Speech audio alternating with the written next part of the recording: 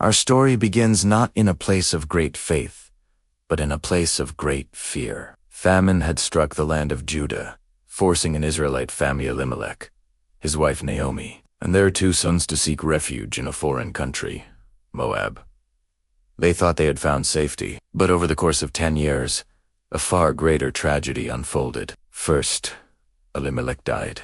Then, Naomi's 2 sons died as well. In a single, desolate moment, Naomi was stripped of her husband, her sons, and her future. All that remained were 2 heartbroken daughters, Ruth and Orpah, and a terrible choice. Hearing that the famine had finally lifted in her homeland of Bethlehem, Naomi decided to return. She urged Ruth and Orpah to stay in Moab, go back to their families, and try to find a new life.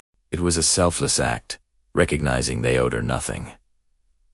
Orpah wept, but reluctantly agreed. But Ruth refused to be separated. Do not urge me to leave you or to return from following you. Where you go, I will go, and where you lodge, I will lodge. Your people shall be my people, and your God, my God. This declaration a vow of loyalty stronger than family, custom. Oreb and Det set the 2 women on the path to an unknown future. They arrived in Bethlehem as widows and strangers, in the painful silence of the harvest season. Naomi was so changed by her suffering that the women of Bethlehem barely recognized her. She even begged them to stop calling her Naomi, which means pleasant, and call her Mara, which means bitter.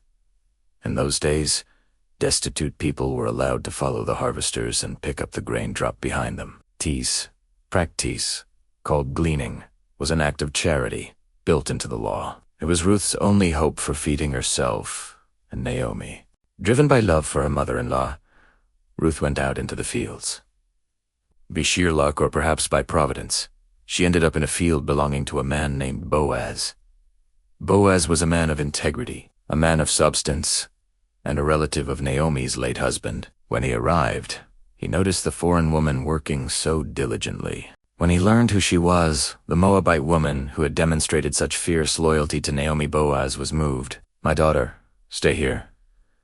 Do not go to any other field. And when you are thirsty, go drink from the water jars my servants have drawn. Ruth, overwhelmed, replied, Why have I found such favor in your eyes, that you take notice of me, a foreigner? Boaz smiled warmly and said, I have been fully told all that you have done for your mother-in-law since the death of your husband. May the Lord reward your work, and may you have a full reward from the Lord, the God of Israel, under whose wings you have come to take refuge. Boaz didn't stop at kind words. He commanded his workers to leave extra sheaves of barley for her to find. He provided protection and a future. Ruth returned home that evening with so much grain that Naomi was astonished. The 2 women realized that they had not been forgotten. Naomi, the bitter woman, felt a flicker of hope. She recognized that Boaz wasn't just kind. He was a close relative and a kinsman-redeemer. A position under Israelite law, the Redeemer was a male relative who had the responsibility to restore a family that had fallen into poverty or hardship, buying back their land, and, in some cases, marrying the widow to ensure the family name continued. Naomi knew that for Ruth to find security, she had to formally appeal to Boaz as her Redeemer. She instructed Ruth to wait until the end of the harvest, go to the threshing floor where Boaz slept to guard the valuable grain, and in a highly symbolic act lie down near his feet after he fell asleep. Ruth, ever loyal, agreed. In the middle of the night, Boaz awoke, startled to find a woman at his feet. He whispered, Who are you? She answered respectfully, I am Ruth, your servant. Spread your cloak over your servant, for you are a kinsman-redeemer. Boaz understood the profound meaning of her request. She was asking for marriage, for security, and for the restoration of Naomi's lineage. Boaz was touched. He praised her for demonstrating even greater loyalty than before, for not pursuing a young man, but choosing instead to redeem her family. He promised to do everything she asked. However, there was a complication. Boaz was a redeemer, but not the nearest redeemer. He had to honor the law and give the closer relative the first chance. The next morning, Boaz went straight to the city gate, the town square and legal center of Bethlehem. When the other, closer kinsman-redeemer walked by, Boaz gathered 10 elders as witnesses and presented the case. The law required the Redeemer to purchase the late Elimelech's land. Beth from bankruptcy, the nearer relative, agreed to buy the land. But Boaz then revealed the crucial second condition. On the day you acquire the field from Naomi, you also acquire Ruth the Moabite, to restore the name of the dead to his inheritance.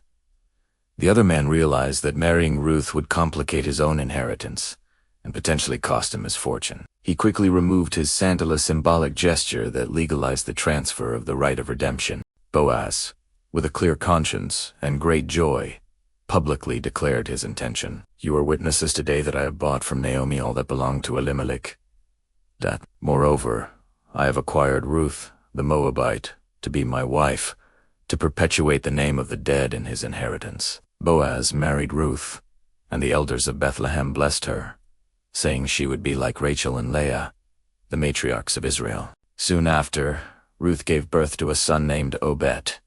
Naomi's joy was complete. The neighbor women rejoiced, saying that God had provided a redeemer for Naomi in her old age. But the story doesn't end there. Obed grew up and became the father of Jesse, and Jesse became the father of King David.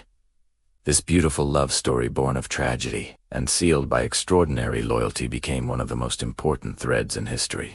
It shows us that true kindness is never wasted, that God watches over the faithful, and that even a foreigner can find permanent refuge and an eternal legacy under the protecting wings of the Redeemer. Thanks for watching, and don't forget to subscribe for more stories like this.